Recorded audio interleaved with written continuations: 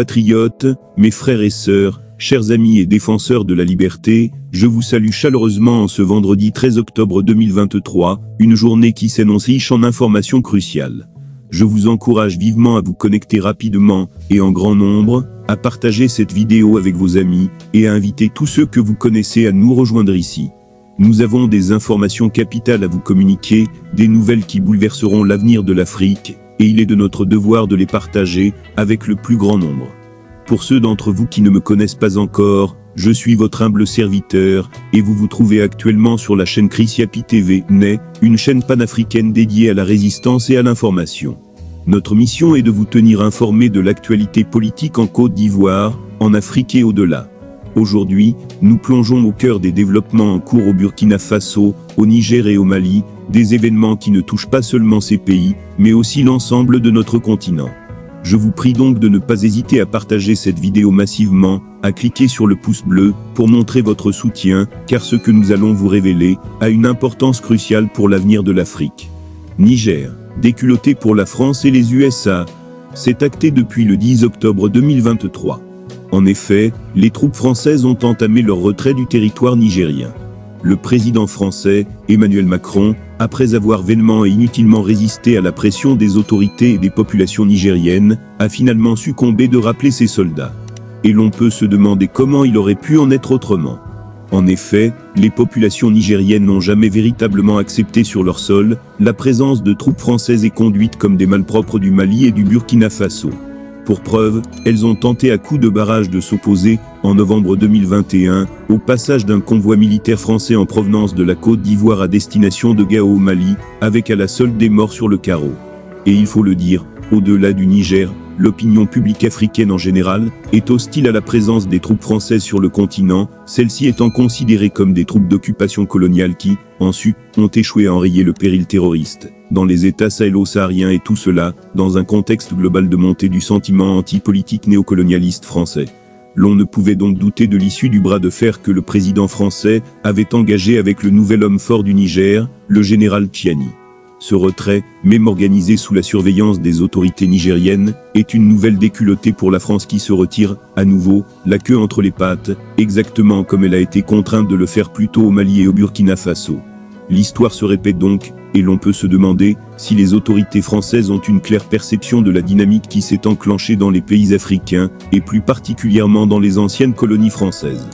En attendant de répondre à cette question, le retrait forcé de l'armée française, du Niger, constitue, pour les militaires au pouvoir à Niamey, une importante victoire d'étape. Sans rien lâcher, ces stratèges militaires qui font preuve d'une extraordinaire lucidité politique continuent de dérouler leur agenda, broyant au passage la machine de guerre française, sans même livrer combat. Et sans nul doute, c'est ce qui adviendra aussi de la menace d'intervention militaire de la communauté économique des États de l'Afrique de l'Ouest, CEDEAO, qui comptait certainement sur le dispositif français sur le territoire nigérien, pour mener à bien son plan d'attaque. Les autorités nigériennes peuvent surfer sur cette double victoire. Il y a donc nécessairement un supplément d'efforts à faire, et c'est en cela que la perspective de la coopération avec les États voisins du Mali et du Burkina est une belle opportunité pour monter en puissance sans aucune quelconque entrave. C'est donc l'occasion pour ces trois pays, qui semblent désormais évoluer en harmonie, d'exorciser la tristement célèbre région des trois frontières, qui constitue dans la bande sahélo-saharienne, le triangle de la mort. Cela dit, alors que la France est contrainte au divorce, elle peut se consoler de ne pas être la seule à ramasser ses effets du domicile conjugal. En effet, les États-Unis seraient également dans le collimateur. Washington s'attendait certainement à ce que les nouvelles autorités nigériennes laissent les soldats américains continuer d'occuper le pays, comme si de rien n'était. Mais suite au retrait des troupes françaises, la présence américaine dans le pays est également compromise. Et pour cause, la réaction américaine ne s'est pas fait attendre. Les États-Unis d'Amérique ont annoncé, mardi, avoir pris acte du coup d'État militaire intervenu le 26 juillet dernier au Niger.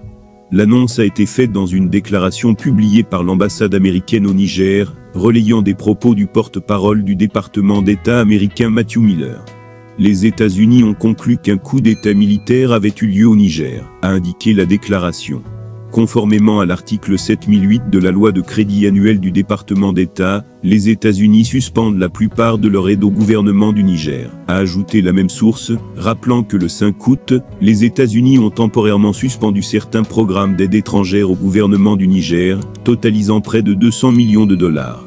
Précisant que cette aide est également suspendue, la déclaration a annoncé la suspension par le Millennium Challenge Corporation de toute assistance au Niger, y compris tous les travaux préparatoires sur son compact de transport régional du Niger de 302 millions de dollars et toutes les nouvelles activités sur son compact de 2018, conditionnant toute reprise de leur aide à une action des autorités militaires nigériennes, afin d'inaugurer une gouvernance démocratique. Dans un délai rapide et crédible, les USA ont réitéré leur appel à la libération de Mohamed Bazoum, de sa famille, et de toutes les personnes détenues. En d'autres termes, Washington demande à occuper le pays après le départ de la France. Pour rappel, début août, une diplomate américaine de haut rang, Victoria Nuland, s'est rendue au Niger, où elle a eu des entretiens francs et difficiles, avec les chefs du coup d'État militaire. Ils sont très fermes sur la façon dont ils veulent procéder, et cela n'est pas conforme à la constitution du Niger, a déclaré Victoria Nuland. Nous avons laissé la porte ouverte à la poursuite des discussions. Mais encore une fois, cela a été difficile aujourd'hui, et je serai franche à ce sujet, a-t-elle déclaré. Les États-Unis voulaient parler franchement aux personnes responsables de ce défi à l'ordre démocratique, pour voir si nous pouvions essayer de résoudre ces questions de manière diplomatique, a-t-elle ajouté. Elle a également pu rencontrer un large échantillon de la société civile nigérienne, y compris des amis de longue date des États-Unis, des journalistes et des activistes présents sur place, pour relayer la propagande américaine. Selon certaines sources, la discussion franche concernait la présence américaine. Nuland aurait demandé aux nouvelles autorités nigériennes de mettre la France à la porte, mais de garder la présence américaine au Niger. Et vu les commentaires de Victoria Nuland, ce fut un échec complet. Le gouvernement nigérien, la population nigérienne, mais également, le Mali et le Burkina, sont si soudés que plus aucune puissance impérialiste ne peut imposer quoi que ce soit. L'Union de l'Afrique mettra définitivement un terme au néocolonialisme occidental.